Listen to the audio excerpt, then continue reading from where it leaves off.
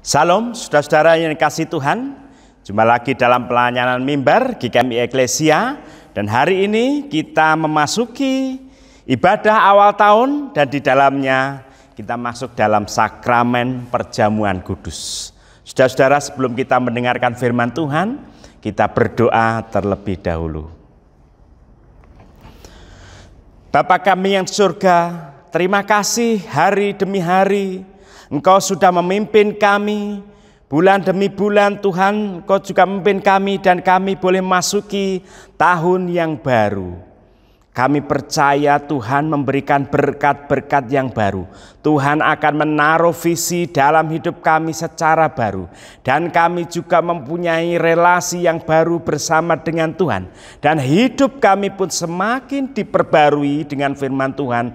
Khususnya ketika kami membaca firman-Mu, kami percaya firman-Mu itu bekerja, memberikan dampak yang baik bagi kehidupan kami. Kami memiliki motivasi, kami memiliki keterarahan dalam hidup kami. Dan Tuhan memberkati tahun ini menjadi tahun yang terbaik, di mana kami mempunyai pengalaman yang indah bersama dengan Tuhan. Terima kasih Tuhan, kami akan mendengarkan firman-Mu, berkati hamba-Mu yang akan menyampaikan. Begitu juga saudara-saudara kami dimanapun mereka berada di tempatnya masing-masing. Ketika mereka mendengarkan, menyaksikan firman Tuhan dan khotbah ini, Engkau berkarya, Engkau hadir memberkati saudara-saudara kami sekalian. Terima kasih Tuhan, berfirmanlah kepada kami, sebab kami semua siap untuk mendengarkan firman Tuhan. Amin. Saudara-saudara, firman Tuhan yang mengawali dalam ibadah awal tahun, hari ini saya berikan tema, memandang masa depan dengan penuh harapan. Memandang masa depan dengan penuh harapan, firman Tuhan terambil dari kitab Ulangan, pasal yang ketiga ayat 23 sampai 29. Ulangan pasal 3 ayat 23 sampai 29, demikian firman Tuhan.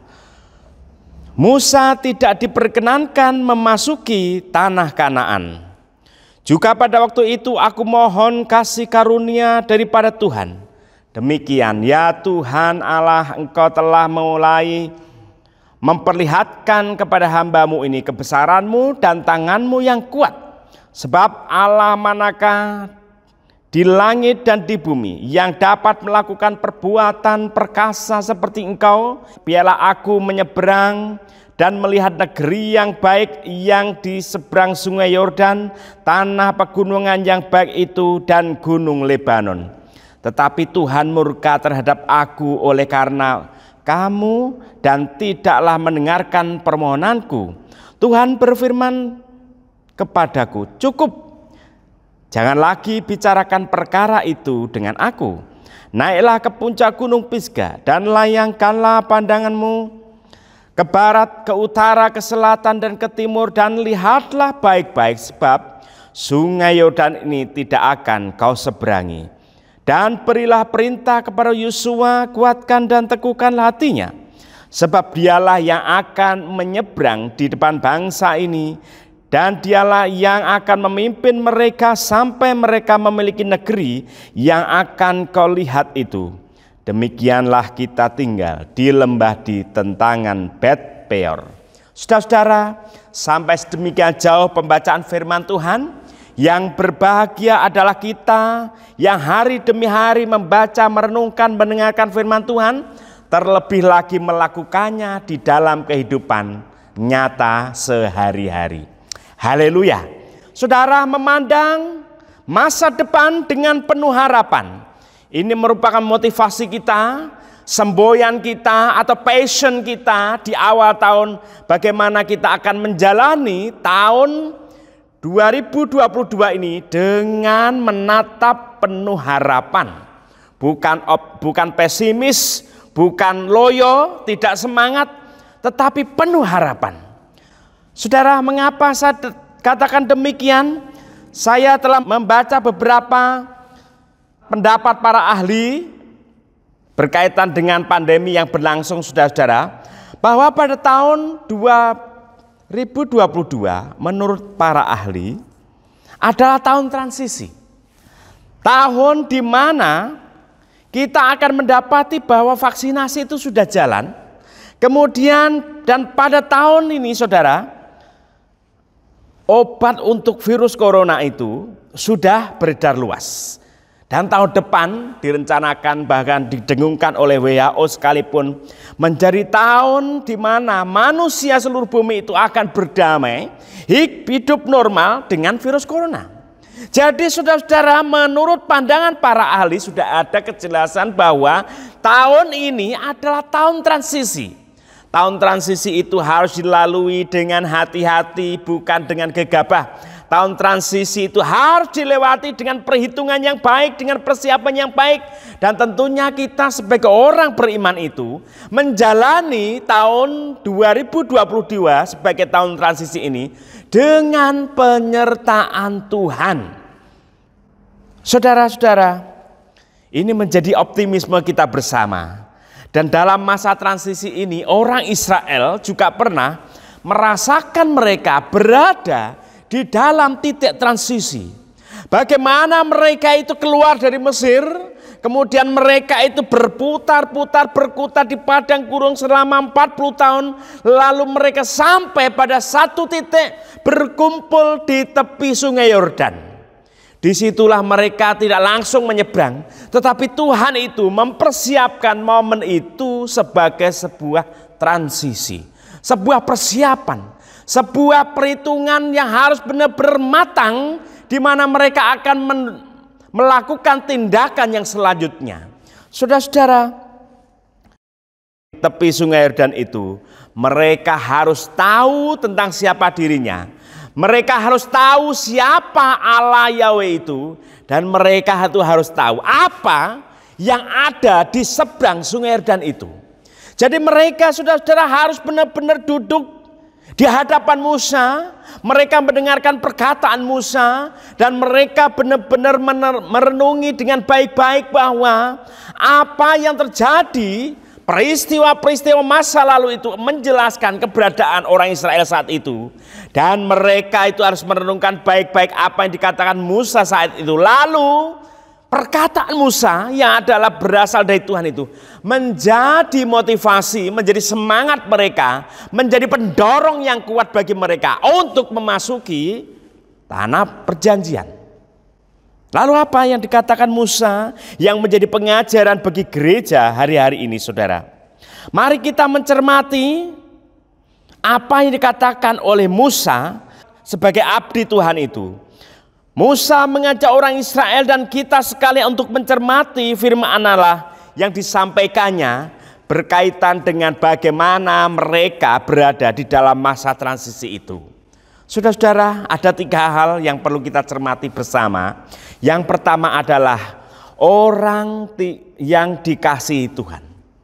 Jadi orang Israel itu harus merenungi dirinya sendiri saat itu sebagai bangsa yang dikasihi Tuhan. Mereka harus benar-benar merenungi itu baik-baik sehingga mereka itu bisa percaya diri. Percaya diri ketika mereka itu menyeberang sungai Yordan.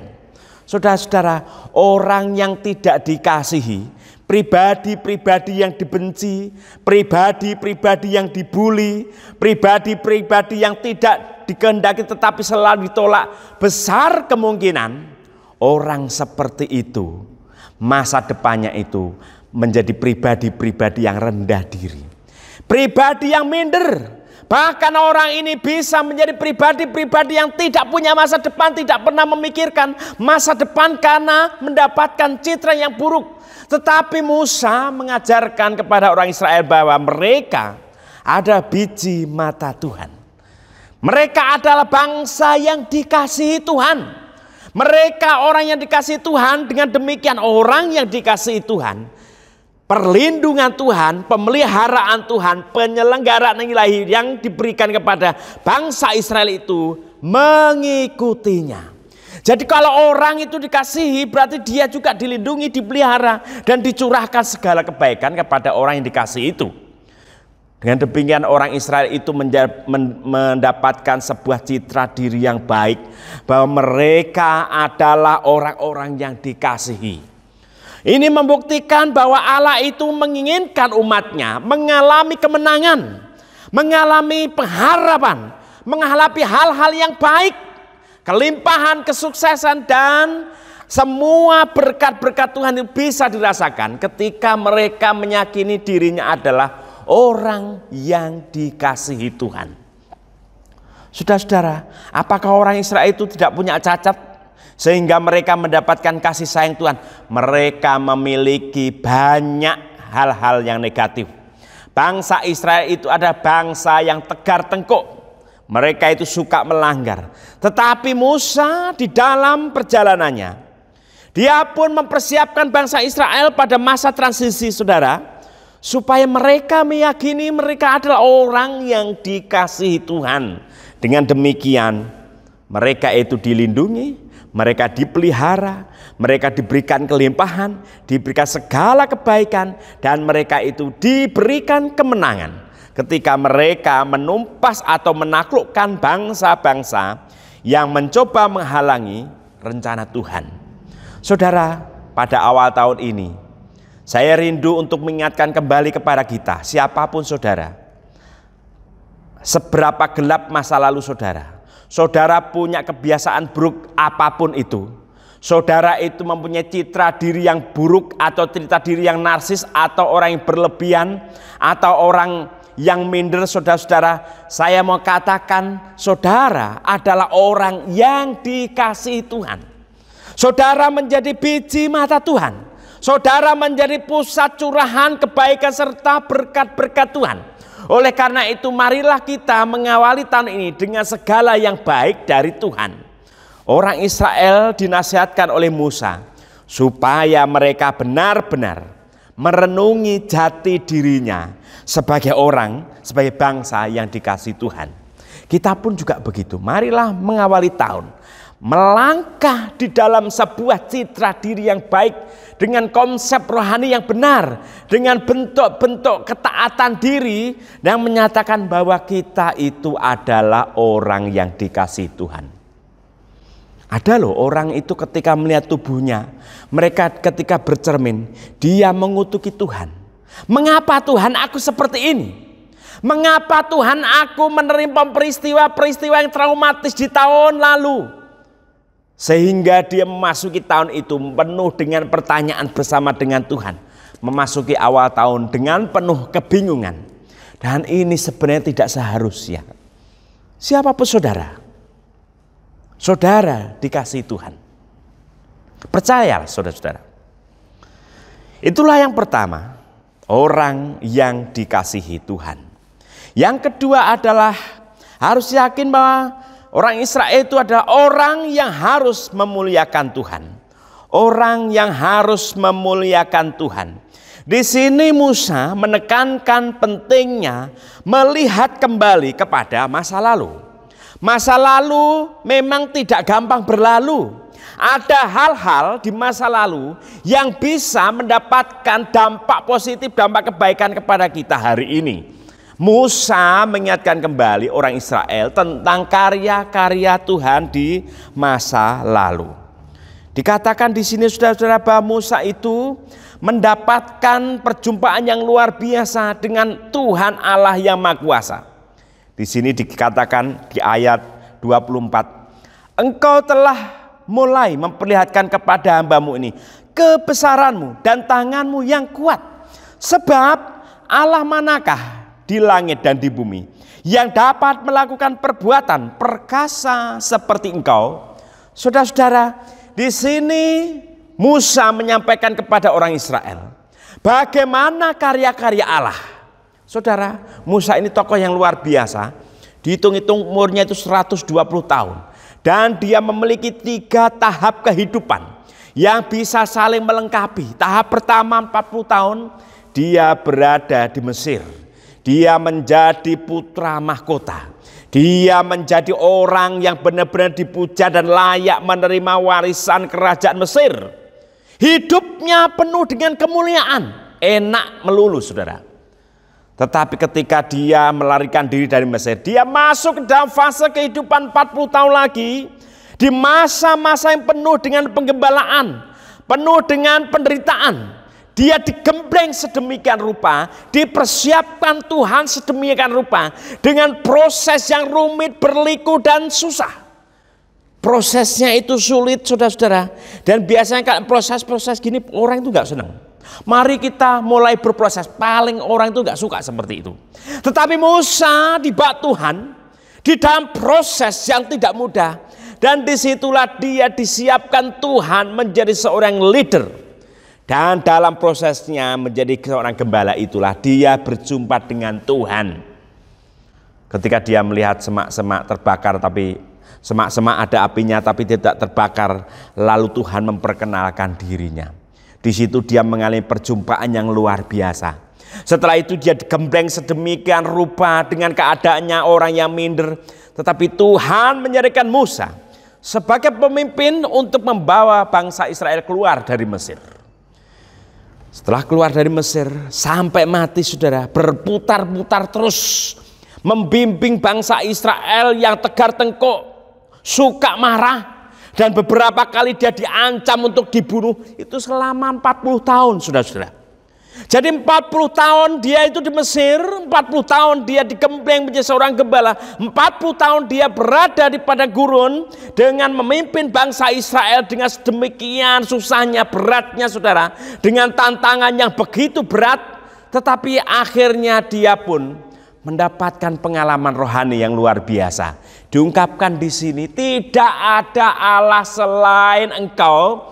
Selain Allah Israel yang disembah Abraham, Ishak dan Yakub itu, tidak ada yang menyamai. Kekuasaannya, kebesaran begitu luar biasa. Dan kekuasaan yang begitu luar biasa, kekuasaan yang begitu hebat yang dimiliki Allah Israel inilah yang selama ini menuntun bangsa Israel sampai mereka berada dalam masa transisi, berada di tepi sungai Yordan itu. Kebesaran Allah itu disaksikan, dirasakan oleh Musa. Dia itu adalah sejarah, bukti sejarah yang hidup. Dan dia mengatakan itu kepada orang Israel. Apa yang diinginkan oleh Musa ketika dia mengatakan bahwa Allah Israel itu adalah Allah yang hebat, tiada banding, tiada tanding, dan dia itu benar-benar mulia, maha tinggi, tidak bisa disamakan dengan Allah-Allah lain yang akan mereka temui di seberang sungai Yordan itu. Musa ingin mengatakan bahwa dengan demikian mereka harus menyadari posisinya adalah orang yang dikasihi Tuhan, tetapi sekaligus orang yang harus memuliakan Tuhan. Kalau orang itu sudah dikasihi Tuhan, jelas respon yang tak bertanggung jawab itu adalah merespon kembali dengan menguduskan, memuliakan Tuhan di dalam kehidupannya. Dengan cara apa? Kalau di dalam konteks ulangan ini, saudara, orang Israel bisa melakukan hidup yang memuliakan Tuhan apabila mereka itu berjalan dalam Taurat Musa. Mereka harus lurus langkahnya, tidak boleh serong.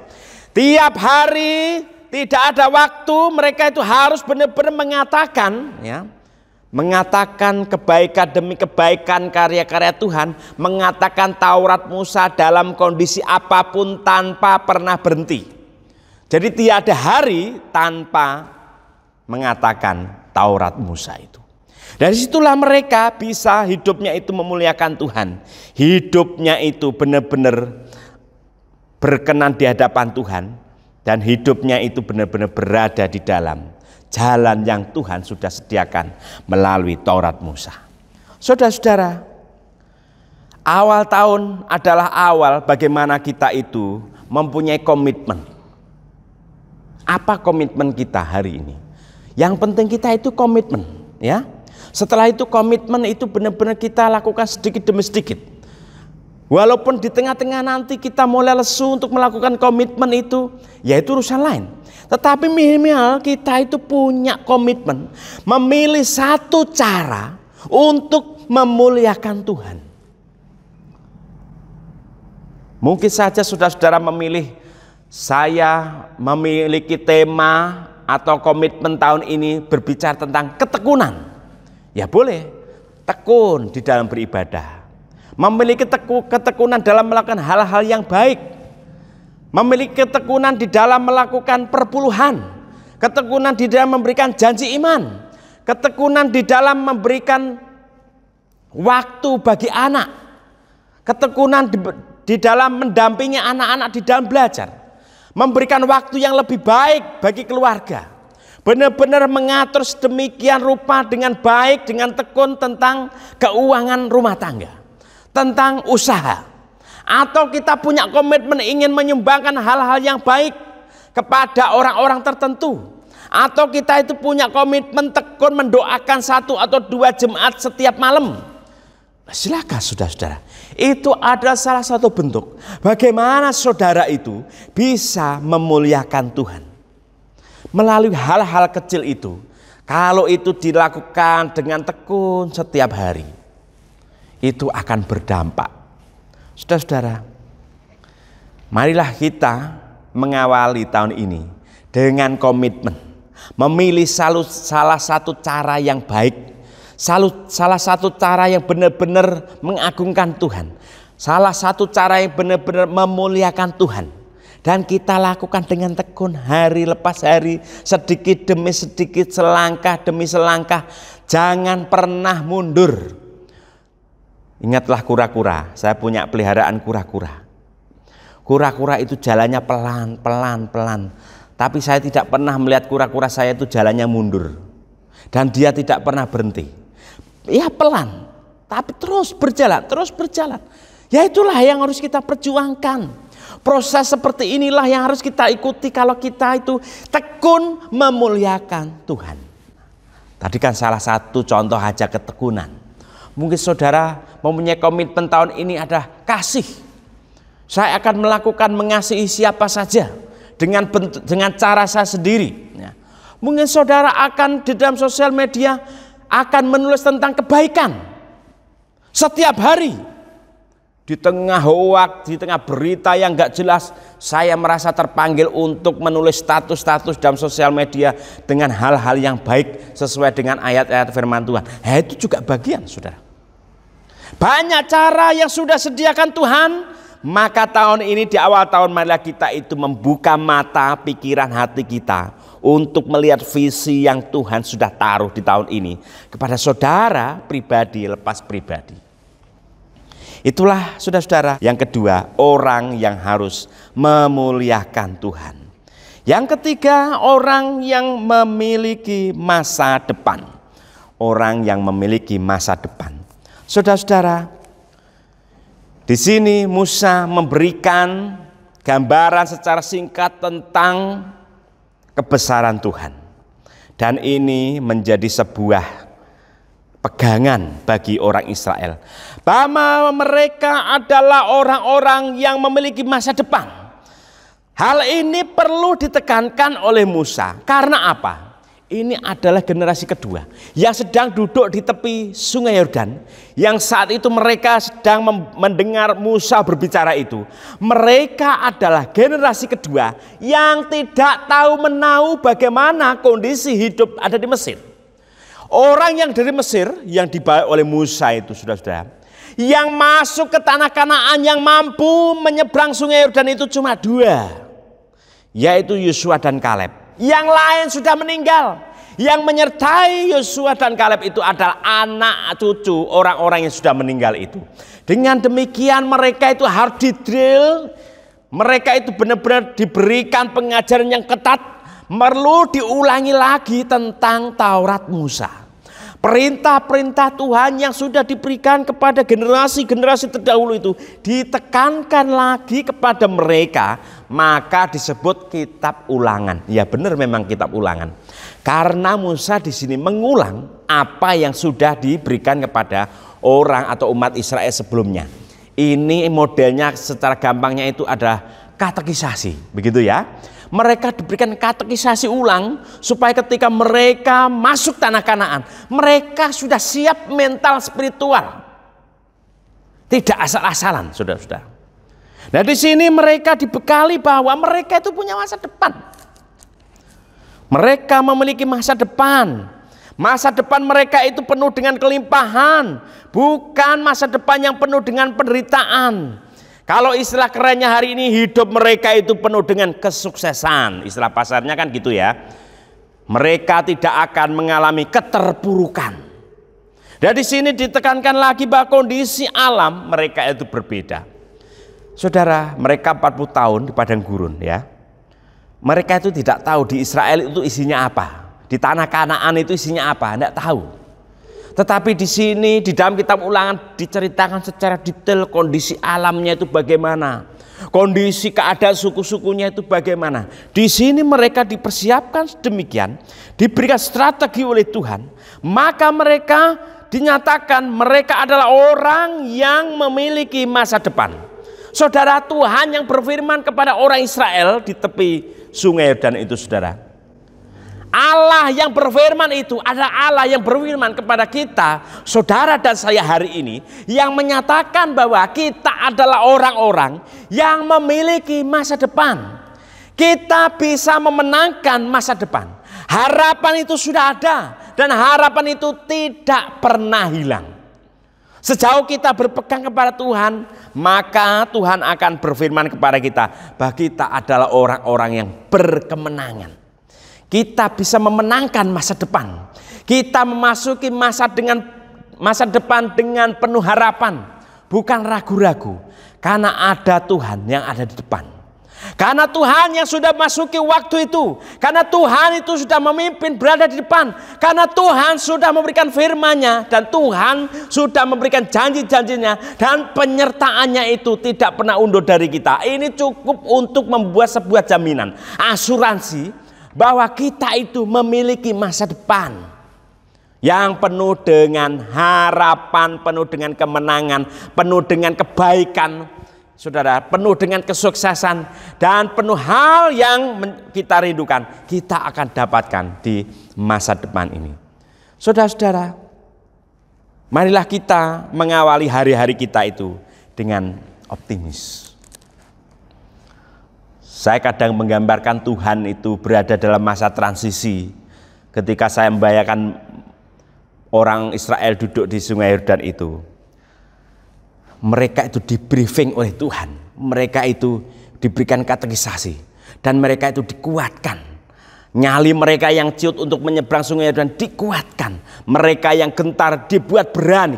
Mereka yang benar-benar seakan-akan tidak ada harapan dibuncahkan, diluapkan, dilimpahkan harapannya itu. Dan mereka yang dulunya adalah orang-orang yang tidak tahu siapa, orang yang rendah diri, saudara, dikuatkan oleh Tuhan karena mereka adalah orang yang dikasihi. Sebagai penutup, saudara-saudara, saya suka sepak bola. Salah satu klub kesukaan saya itu adalah Arsenal. Kalau Liga Inggris ya, kalau Liga Italia saya Juventus begitu ya. Tapi satu hal yang menarik gitu ya. Ketika saya melihat Arsenal, ketika waktu itu pelatihnya Arsene Wenger, saudara. Kalau dalam babak pertama itu mengalami kekalahan, lalu mereka masuk ruang ganti. Disitulah masa transisi. Disitulah seorang pelatih, seorang coach begitu, saudara-saudara. Mereka membriefing sedemikian rupa, memberikan evaluasi, bahkan memarahi, menegur orang-orang yang tidak disiplin. Pemain-pemain yang tidak disiplin dimarahin, ditegur sedemikian loh. Tetapi habis itu diberikan motivasi, diberikan semangat, mereka diberikan strategi, mereka benar-benar dibangkitkan semangatnya sehingga babak kedua bisa membalikkan keadaan dan menjadi pemenang. Saudara-saudara, Tuhan pun begitu. Dalam masa transisi, dalam konteks kitab Ulangan ini, Tuhan itu seperti seorang coach yang benar-benar membriefing supaya mereka itu semangat, mereka mentalnya itu dibangkitkan, mental juaranya itu dimunculkan sehingga menjadi orang-orang yang adalah pemenang. Bahkan melalui Yesus kita itu adalah lebih dari pemenang. Memenangkan apa? Apa saja yang terjadi tahun ini, dengan penyertaan Tuhan kita bisa memenangkan banyak hal, saudara-saudara. Biarlah firman Tuhan hari ini benar-benar menginspirasi kita. Dan marilah kita bersama-sama saudara mengakui keberadaan kita, dan kita itu terus semangat. Tetaplah berpegang pada Tuhan pada tahun ini. Tutuplah tahun lalu dengan penuh syukur dan tataplah tahun ini dengan harapan. Tuhan Yesus memberkati. Amin.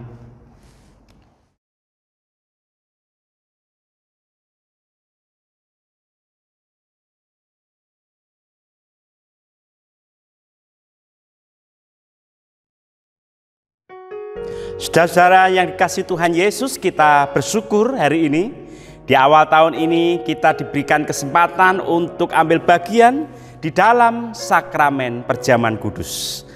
Kiranya sakramen perjamuan kudus ini menjadi motivasi kita, menjadi semangat kita di masa kita boleh menjalani tahun ini dengan sungguh-sungguh beserta penyertaan Tuhan.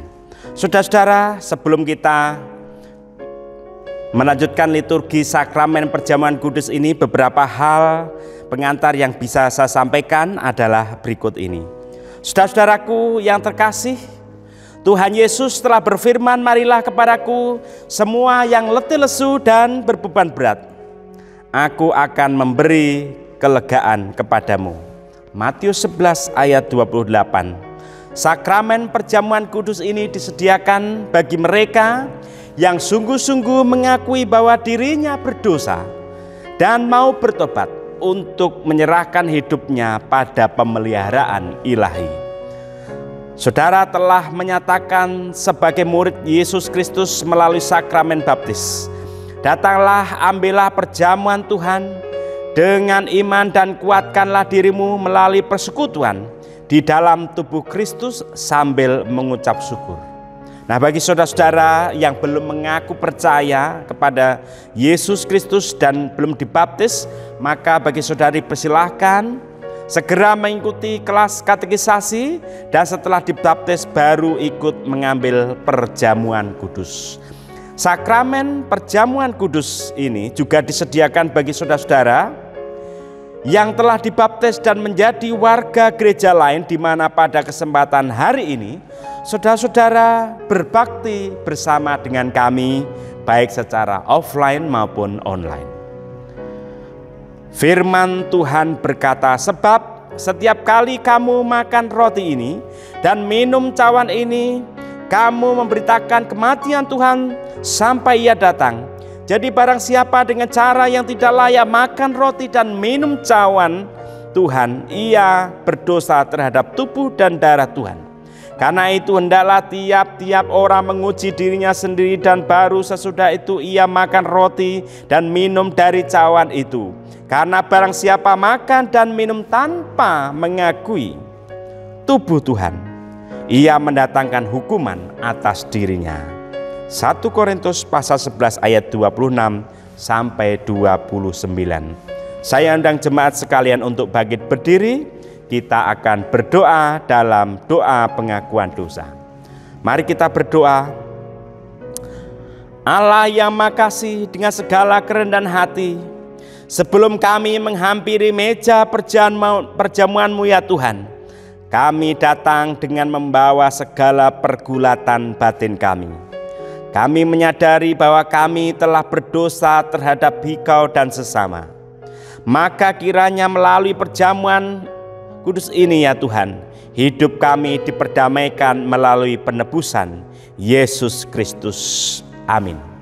Saudara-saudara, sebelum kita mengambil roti dan anggur, saya ingin memastikan bahwa saudara-saudara sudah menyediakan roti dan anggur, dan roti dan anggur sudah siap untuk dilanjutkan di dalam perjamuan kudus.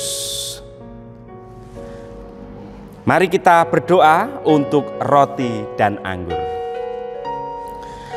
Ya Yesus Sang Penebus, berkatilah roti dan anggur, lambang tubuh dan darah-Mu. Selagi kami mengenang penderitaan-Mu ya Tuhan, kami menerima kehidupan-Mu. Semoga pikiran-Mu menjadi pikiran kami, hidup-Mu menjadi hidup kami, dan kasih-Mu menjadi kasih kami. Layakkanlah kami ya Tuhan untuk makan dan minum bersama, serta layakkanlah hamba-Mu menerimakan sakramen perjamuan kudus ini bagi umat-Mu. Dalam nama Tuhan Yesus Kristus Sang Penebus, kami mohonkan doa ini. Amin. Saudara-saudara, kita bangkit berdiri. Pada waktu malam ketika Yesus hendak diserahkan, Ia mengambil roti, mengucap syukur atasnya lalu memecah-mecahkannya sembari berkata, "Inilah tubuhku yang diserahkan bagi kamu, perbuatlah ini menjadi peringatan akan aku." Layanilah mereka dalam nama Tuhan. Makanlah sambil mengenang pengorbanan Kristus dan terimalah Dia di dalam hatimu dengan penuh syukur. Kita makan roti ini.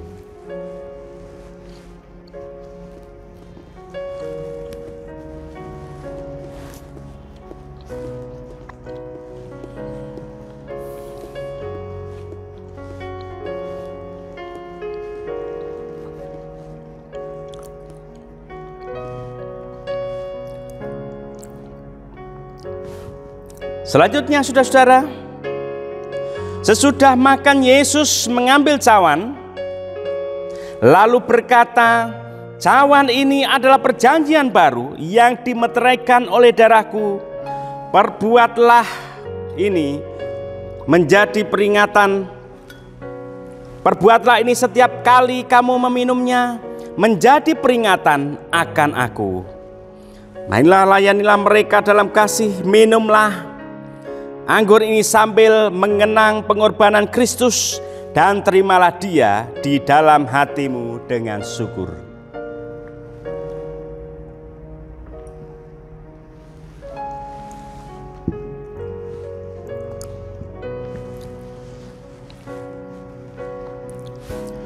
Saudara-saudara, kita sudah memakan roti dan minum anggur ini. Kiranya kita memiliki pengalaman pemaknaan spiritual melalui sakramen perjamuan kudus di awal tahun ini. Kiranya Tuhan Yesus selalu berkarya memberkati kehidupan kita sepanjang tahun. Mari kita menaikkan doa syukur sekaligus doa Bapa kami. Ya Allah, Engkau telah mengumpulkan kami bersama-sama dalam sukacita surgawi melalui pesta rohani yang indah ini. Kami mengucap syukur ya Tuhan untuk anugerah penebusan yang telah Engkau nyatakan kepada kami. Karya-Mu yang luar biasa hari lepas hari yang kami rasakan, khususnya di tengah pandemi ini. Kami benar-benar mengakui bahwa Engkau adalah Allah yang agung, Allah yang luar biasa. Kami bersyukur kepadamu Tuhan. Kami persembahkan syukur kami kepadamu yang telah mengajarkan kami berdoa. Bapa kami yang di surga, dikuduskanlah namamu.